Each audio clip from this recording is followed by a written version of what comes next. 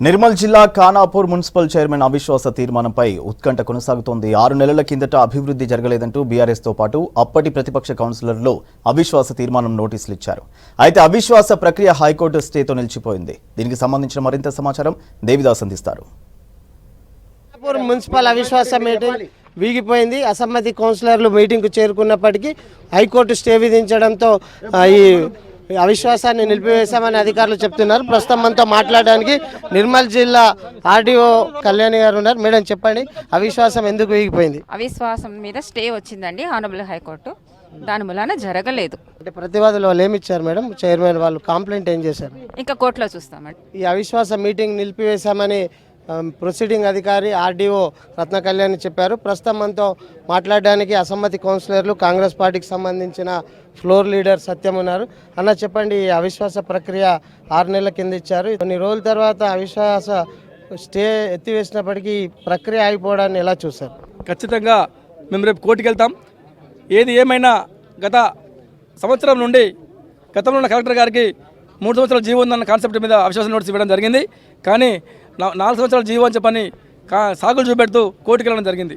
ఆ court stay పరంగా మేము వెయిట్ చేయడం జరిగింది. మొన్న స్టే ఎత్తివేయగానే మొన్న 1 మంత్ బ్యాక్ మళ్ళీ గౌరవ కలెక్టర్ గారికి మళ్ళీ ఫ్రెష్ లెటర్ ఇవ్వడం జరిగింది కౌన్సిలర్ అందరం కలిసి.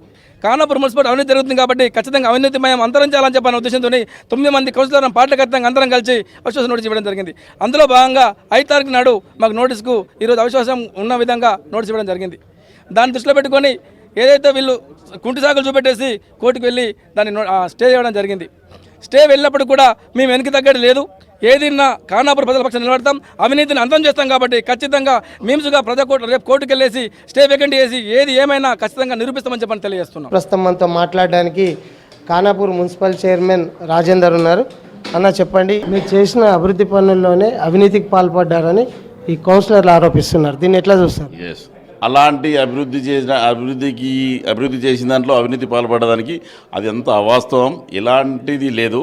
దానికి అవినీతికి పాల్పడడానికంటే ఇది ఏమి అంటే చెక్కులు రాసుకుని డబ్బులు రేపడానికి చైర్మన్కి ఏం పదవి ఉండదు, ఏం పవర్ ఉండదు. ఏ ఒక్క రూపాయి ఖర్చు పెట్టాలన్నా గౌరవ కలెక్టర్ గారు పర్మిషన్ తీసుకొని దానికి ఒక ఆడిటర్ ఉంటాడు, అకౌంటెంట్ ఉంటాడు.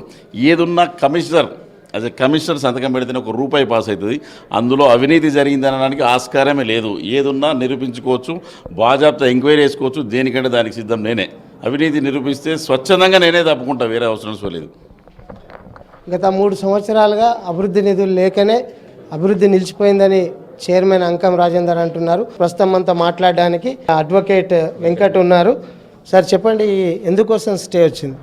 సార్ యాక్చువల్గా ఖానాపూర్ మున్సిపాలిటీ పైన ఏదైతే సభ్యులు అవిశ్వాస తీర్మానానికి వెళ్ళారో vice chairman and vice chairman మీద అవిశ్వాస తీర్మానం కోసం నో కాన్ఫిడెన్స్ మోషన్కి వెళ్ళడం జరిగింది.